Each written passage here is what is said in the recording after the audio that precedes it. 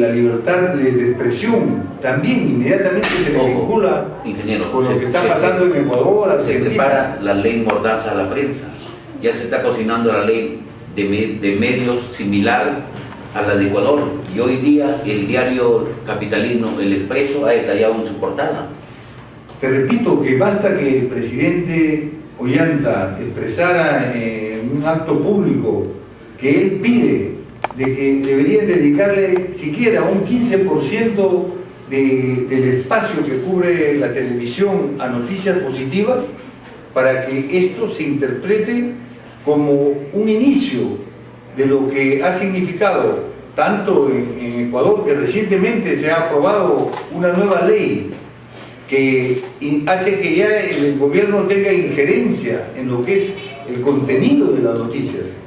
Y en Argentina también hemos visto cómo inclusive se potencia lo que es la televisión estatal para que pueda transmitir los espectáculos deportivos, transmitan los clásicos de fútbol, y esto lo transmiten para, de alguna manera, en horarios similares cuando hay, digamos, espacios políticos que son críticos al gobierno. Todo esto es algo que está en la mente de quienes estudian el manejo de la política en nuestro país y están expresándose estos puntos de vista. Ingeniero, pero también nadie puede decir que no. La mayoría de medios radiales, televisivos, prensa escrita, todos los días lo único que sacan es noticias policiales, asesinatos, violaciones, y dejan de lado muchas cosas que en realidad deberían de ser temas puntuales, porque prácticamente los canales capitalinos se han convertido en canales policiales. Pero mira, dejando de lado la cultura, el turismo. Nos puede gustar o no nos puede gustar, pero imagínate qué pasaría si no hubiera un periodismo que fiscalizara todos los escándalos, todas las corrupciones, los actos de corrupción que se han dado, no solamente en este gobierno, sino en los anteriores, ha sido por la intervención de la prensa. De tal manera que hay que verlo de esa manera. A nosotros, quienes participamos en política, no nos gusta a veces que el periodismo intervenga, pero hay que reconocer que es necesario y hay que entender, hay que respetar. Muchas veces se puede abusar, hay que sopesar. Eso frente a lo que significa el control de los medios de prensa, que nosotros ya lo hemos vivido. Cuando se compra un canal, cuando se le paga a los periodistas para que expresen el punto de vista de quien esté en el gobierno, y en ese momento se pierde la esencia de lo que es un sistema democrático. Ingeniero, pasando a otro punto, el presidente Humala está instando a las regiones, municipios, a poner mayor énfasis, más atención en los expedientes técnicos que presentan en los diferentes ministerios, porque manifiestan que llegan los expedientes técnicos y muchas veces por errores no se puede agilizar, se puede repartir el dinero a los diferentes municipios y regiones. Siempre ya se ha visto de que por más que se buscó que el Ministerio de Economía se descentralizara, por más que se buscó de alguna manera que hubiera compatibles con lo que ganan en empresa privada para que tuvieran ese aporte, siempre hay esa deficiencia. Y nosotros nos preguntamos, las universidades, los institutos, ¿cómo no se puede contribuir como en el caso de Lambayeque, que tenemos universidades pero en cantidad, y no se pueda aportar a través de sus profesionales para que se contribuya a la confección de lo que son los expedientes técnicos? Y usted lo manifestaba en anteriores emisiones. Siempre ha sido uno de los puntos que creo que, comenzando con la desaparición de las tesis, de los trabajos de investigación, por pagos que se tienen que hacer para asistir a unas clases en lugar de estos trabajos, se está perdiendo la esencia de lo que es una universidad, ¿no? La investigación, el aporte.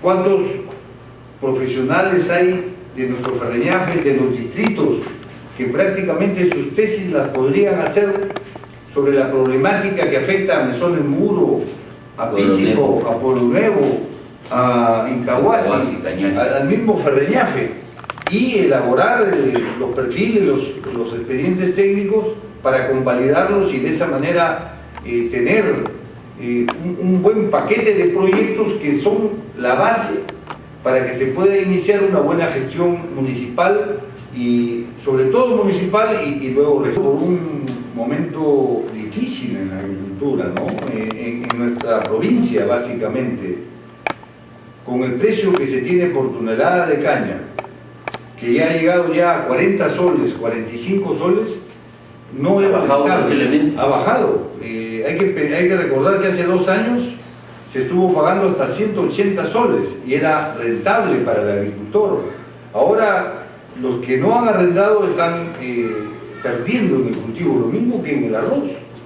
En un año con cantidad de recursos hídricos por problemas climatológicos, muchos han cosechado 50 fanegas, 55 fanegas, 60 fanegas, al precio de 135, 140 soles, no es rentable. Hay que buscar... ¿Productos de agroexportación? Una de las alternativas. Y a mí me parece que una municipalidad como la... y se perforan los pozos y el agricultor cuenta con el recurso hídrico, va a poder implementar 4 hectáreas, 5 hectáreas de frutales o de cultivos que sean mucho más rentables.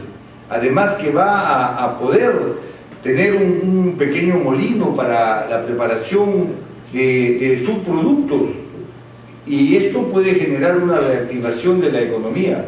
Esto más lo que es el mejoramiento de las carreteras, ¿no? Como la carretera punto 4, es una necesidad ya prioritaria. O sea que tanto el arroz como la caña de azúcar ya no es rentable sembrar en Ferreñafe. Y la situación es que se ha permitido una exagerada, demasiada importación, y esto es lo que cuando se abusa de lo que es el libre comercio, el libre mercado, nos lleva a estos extremos. ¿Cómo va a ser posible que teniendo tú productores nacionales que en base a un gran esfuerzo están produciendo una tonelada de azúcar, por ejemplo, a un precio en que la bolsa puede salir a 80, 90, 100 soles, se permita importación de azúcar y los precios bajen por debajo del costo? ¿Se hizo eso cuando usted era ministro de Estado? Se luchó. Una de nuestras mayores confrontaciones que tuve en lo particular fue cuando nos opusimos y tuvimos muchas discusiones con el ministro de Economía. Yo recuerdo en aquel entonces... ¿El señor Castillo? No, estamos hablando de la época que yo fui ministro de Agricultura y que estaba el ministro Carranza. Carranza era el ministro de Economía y yo tuve confrontaciones públicas por ese tema, de que no era que seamos nosotros de una política asistencialista, sino que la realidad era que no podías dejarlo al agricultor así abandonado y permitir que 4 o 5 empresas importadoras se aprovechasen de que el precio estaba bajo en otros países, obtuvieran un gran beneficio y los precios bajaban, en perjuicio del agricultor nacional. Igual nos enfrentamos nosotros con el tema de la urea, cuando los precios comenzaron a incrementarse y tuvimos que pedir de que se permita que las juntas de usuarios importasen directamente, también así encima de lo que era la idea y la voluntad de muchos integrantes del gabinete, hicimos valer nuestro punto de vista. O sea que prácticamente hoy en día todo eso que se había planificado se ha ido al vacío, porque constantemente vemos que hay importaciones y eso ha traído como resultado que los campesinos estén totalmente abandonados. Fíjate, la agricultura no es algo que pueda escasear o que pueda sobreestoquearse de un día para otro, porque tú sabes que la producción de azúcar tiene la duración de un año. en lo que es las cañas a partir del primer corte. Y en el caso del arroz, la producción se logra en 6 meses. De tal manera que tú ya sabes, de acuerdo al área que has sembrado, cuál es tu volumen que vas a tener de cosecha y sabes lo que tú necesitas de consumo para la población de tu país o de tu región. De tal manera que cuando ves que por razones de sequía hay el peligro de que no se va a poder sembrar el determinado número de hectáreas, ahí sí se procede a una importación para cuando llegue el momento no falten los productos que sí ocasionarían un grave problema a la ciudad, al sector urbano.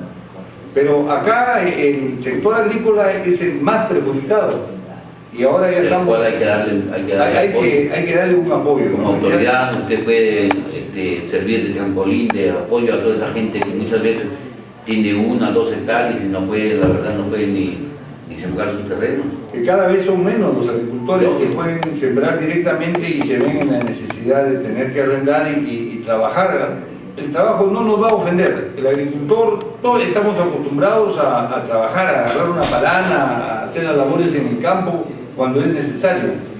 Pero ahora la mayor parte de pequeños agricultores que arrendan sus terrenos tienen que solicitar un trabajo como caporal, y ni siquiera como caporal, sino como obrero en el campo, ¿no? Salazar García. Entrevista al ingeniero Juan José Salazar García. Ingeniero, usted ha sido uno de los pocos apristas que ha conformado el primer gabinete de ministro del segundo gobierno del presidente Alan García Pérez. ¿Cuál fue su experiencia como ministro de Estado? Es algo extraordinario, ¿no? Yo nunca dejaré de agradecer y reconocer de que es una experiencia que te marca, porque el hecho de acceder a lo que es el manejo de la política de un país es algo que es bastante responsabilidad y tratar temas como por ejemplo el inicio de lo que fue la demanda de la AE se trató en ese gabinete. Claro, he participado con una gran amistad con el ministro de Relaciones Exteriores, ¿no? García Belaunde, y quien era el ministro de Defensa, Alan Wagner, fue el designado para... Alan Wagner. Él fue el que inició el análisis para poder iniciar la demanda. ¿Te imaginas tú lo que significa participar en esos debates? ¿Te imaginas tú lo que significa participar en debates cuando se tienen que tomar decisiones de temas importantes como fueron las políticas de simplificar el SNIP para poder iniciar todos los proyectos de agua potable en el país, tratar con todos los ministros, viajar a países como Canadá, a Europa, en Francia, participar en reuniones de la FAO, es decir... Y no solamente a reuniones, porque tengo conocimiento que usted, cuando ha sido ministro de Estado, ha participado como expositor en certámenes nacionales, internacionales, de especialización de gestión de gobiernos regionales, locales y de descentralización en Estados Unidos, España, Francia, Alemania, Canadá, Holanda, Ecuador, Colombia y Venezuela. Te repito, Lucho, que es algo que yo nunca dejaré de agradecer, ¿no? Y me permitió conocer el país en toda su dimensión, porque un tema es cuando uno por referencias escucha hablar del BRAE, por ejemplo, y otra cosa es participar en reuniones como ministro de Agricultura y sobrevolar todo el valle del Guayaga y conocer las políticas que tienen que desarrollarse sobre lo que es el cambio de cultivos, analizar el cambio de cultivo de las hojas de coca.